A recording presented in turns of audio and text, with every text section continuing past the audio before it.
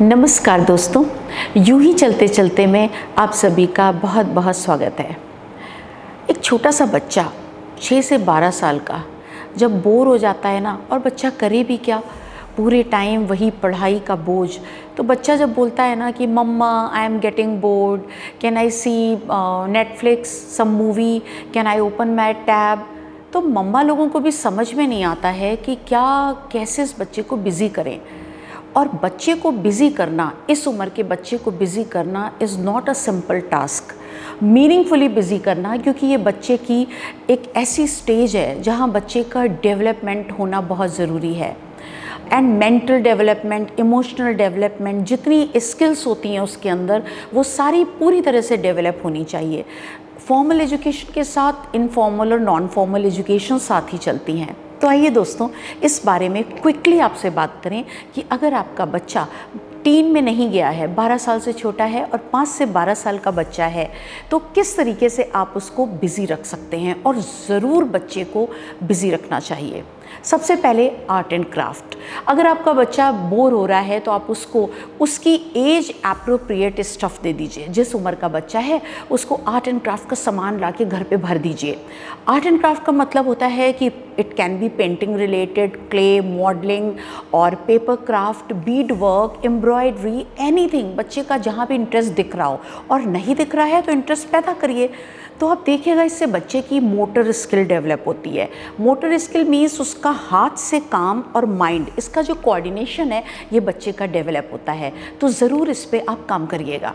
Book reading very very important.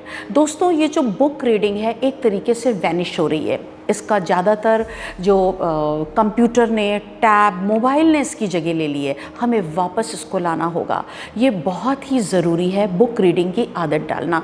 मुझे लगता है कि ये तो अगर नहीं पॉसिबल होता है, पूरे दिन बर्डन है, तो बेड टाइम रिचुअल इसको ज़रूर बना लीजिए। और बच्चे की एडवेंचरस से लेके फैंटेसीज़ और थ्रिलिंग वाली बुक्स हों, या फिर कोई एनेक्डोट्स, छोटी स्टोरी, जैसा भी रिलीजियस, जैसा बच्चा कुछ करना चाहता है, उसके पसंद की किताब ला के दीजिए। उसको बुक स्टोर ले जाइए, उससे बातें किया करिए। उसको कैसी किताब पढ़ने का मन है उसको ला के दीजिए। आप इसमें देखेंगे बच्चे की जो कॉम्प्रहेंशन की जो स्किल है वो डेवलप होगी, बच्चे की जो लैंग्वेज की है वो डेवलप होगी। तो बहुत सारी जो ये चीज़ें हैं इनकी बच्चे की बुक रीडिंग से डेवलप होती है। And this is a wonderful habit जो धीमे धीमे गायब हो रही है। कुकिंग, छोटा बच्चा है, आपको लगेगा कुकिंग कैसे कर सकता है, उसको अपने साथ किचन में ले जाइए। मम्मा बना रही है, बच्चा है वो भी बनाएगा, बॉय है, गर्ल है, कुछ भी है, बेटा बेटी, आप उसको किचन में ले जाइए और उससे छोटी छोटी चीज़ें करवाइए। गेट दिस बॉक्स, इसको ये वेजिटेबल वॉश करो, ये कोई फ्रूट को वॉश करो, लेके आओ, देखो कैसे बन रहा है।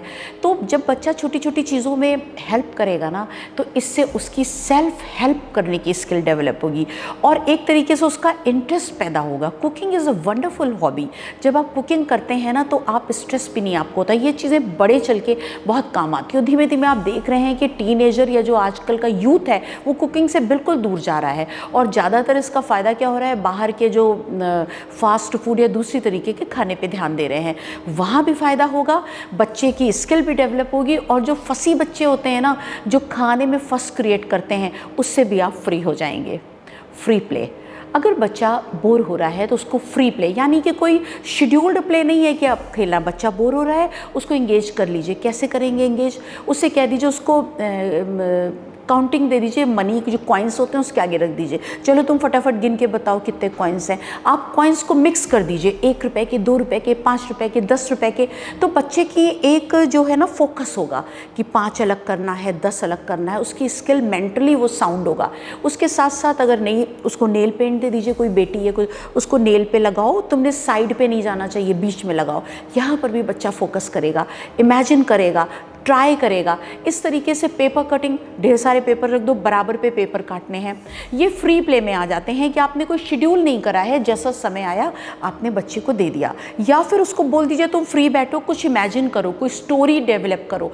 तो जो इमेजिनेशन की स्किल है बच्चे की, वो बहुत ज़्यादा डेवलप हो जाएगी। बच्चा फ्री है, पज़ल्स ला के घर पे रख लीजिए। ये जो पज़ल्स होते हैं मार्केट में अवेलेबल होते हैं, आपको इंटरनेट वगैरह पे मिल जाएंगे। आप उसको कभी भी, आप जब फ्री हैं अपने बच्चे के लिए ये चीज़ें इकट्ठा करके रखिए और उसको पज़ल्स दे दीजिए छोटी छोटी। उससे बच्चा बहुत एंगेज होता है और उसकी जो मेंटली होता है वो इतना साउंड होता है, इतना उसका ब्रेन डेवलप होता है। ये बहुत बहुत ज़रूरी है। म्यूज़िक वंडरफुल पास टाइम, और हमारे जैसों की एज में भी अब तो इतने बड़े हो गए, अगर बहुत ज़्यादा म्यूज़िक जानते होते, पर्सनली दोस्तों मैं फ़ील करती हूँ कि दूसरा जन्म लेना पड़ेगा जिसमें गाना गाना सीखूँगी, डांस करना सीखूँगी, पता नहीं क्या कुछ सीखना रह गया। ऐसा लगता है कि बहुत ही खूबसूरत इंसान होते हैं जिनको म्यूज़िक से लगाव होता है। तो अपने बच्चे को म्यूज़िक से ज़रूर जोड़िए। आप देखिए कि उसको किस तरीके का म्यूज़िक पसंद है। कोई वो अगर इंस्ट्रूमेंट से जुड़ना चाहता है, कोई उससे नहीं भी है तो डेवलप करिए।